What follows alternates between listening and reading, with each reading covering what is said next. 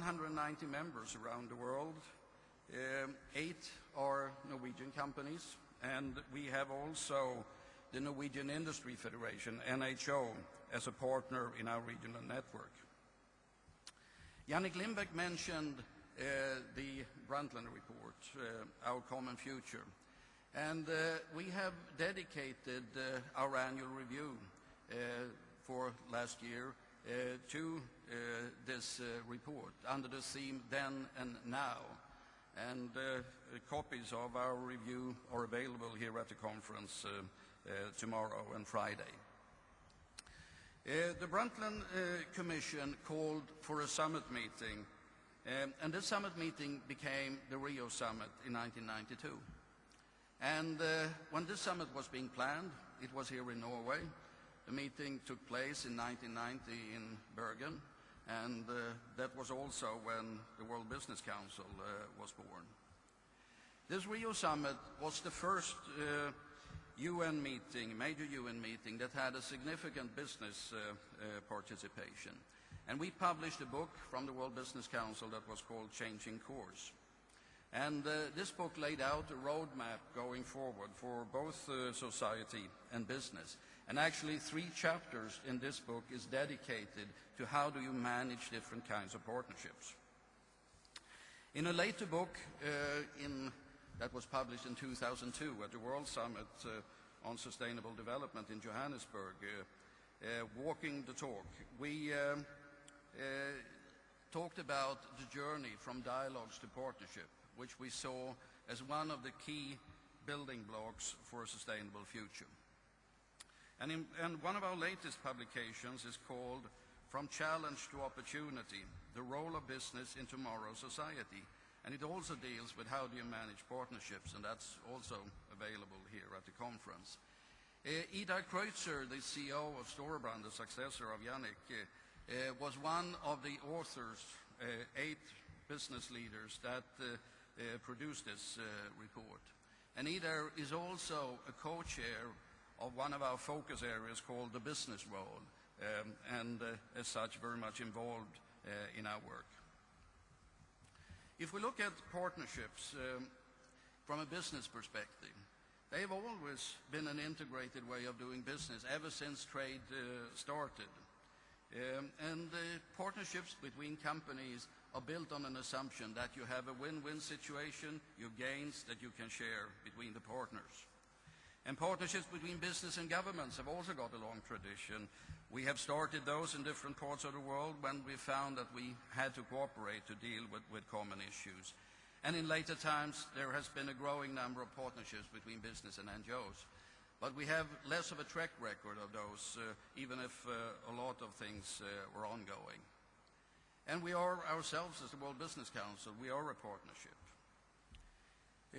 In my experience, partnerships require very substantial investments in time and resources, and I feel that this is often underestimated. They require also common goals, they require shared values, and they require, as with business partnerships, that there are synergies that can be shared between the parties.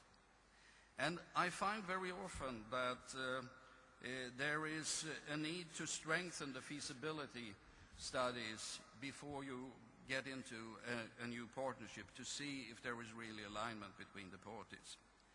And I think we also need to bear in mind that there is a limit to how many serious partnerships can you actually have as one organization.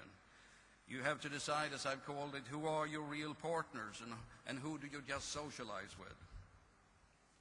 Let me share also a few thoughts and experiences from the different partnerships that we have in the World Business Council. We have a number of sector projects where companies that represents the leading actors in a sector have come together. We have that for forest products, mining, mobility, electricity utilities, cement, chemicals, and a few others. And these are all partnerships in which we involve a number of different stakeholders: governmental organizations, NGOs, academia, scientists. And the reason why we are doing that is that the results that we come up with from these projects are much more trusted when we have engaged the different stakeholders in the process from the beginning. We have a focus area. We have 4 focus areas. One I mentioned before, the business role. Another one is development. And it deals with issues around developing countries. This focus area has been dealing with a very difficult partnership, namely between business and the poor. And this began about 7 years ago, and we call that Sustainable Livelihoods, doing business with the poor. And if you try to do that, you have to do it in another way than when you deal with these issues in the industrialized world. You need much more efficient processes. But these businesses dealing with the poor must be real business, not philanthropy. They must be profitable. Otherwise, they will not be sustainable. They cannot be replicated, and they cannot be spread. To move forward on this, we have created a special partnership in Latin America with a Dutch development agency called SMV, which is a unique alliance between a public sector agency and the private sector. And we have many examples, over 200 good examples now of pro-poor business, and we have highlighted that in one of our reports called Business for Development. And when I look at these different examples, I would say basically everyone involves complex partnerships, and it's normally between a company and an NGO, normally not with governments. A third of our focus areas is energy and climate, and there we are dealing with a partnership with governments, where we are trying to get across the message that Yannick was also talking about, that business needs predictable long-term policies to justify the investments that we have to do in technology and new plans to reduce greenhouse gas emissions. And we have recently published a report called Policy Directions to 2050, presenting a roadmap for what we believe needs to be done between business and governments in particular. We have a partnership in this area with the World Resources Institute in Washington, and we have together with them developed a greenhouse gas protocol for how do you measure and report greenhouse gases. And this is now being picked up by governments. We have a partnership with the Mexican government, and we are now in discussions with the Philippine government and the government of China for extensive greenhouse gas protocol projects in these countries. Our 4th focus area is called ecosystems. And in 2005, 2 years ago, the Millennium Ecosystems Assessment was presented, and it said that about 2/3 of the ecosystems in the world were degraded. And to deal with this, we created a new focus area. And we have now an MOU with the World Conservation Union, IUCN, and we are working together on the issue of how do we make markets work to deal with ecosystems preservation and biodiversity.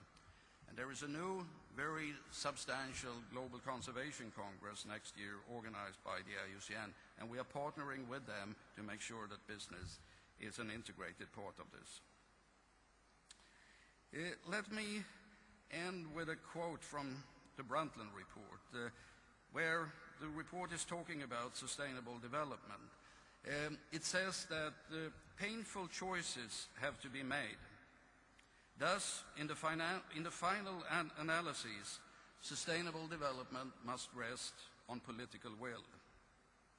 But I don't believe that political will is sufficient. It's very necessary, but it's not sufficient. The painful choices, as this quote is talking about, will require partnerships that can create trust for the difficult trade-offs that we need to make to create a sustainable future. And no part of society can do this on their own. We are in this together. We cannot, as business, succeed in a society that fails.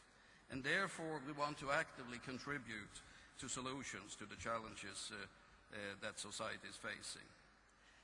To achieve this common sustainable future, we need good governments, as the subtitle is for this conference. We need social and environmental responsibility as well.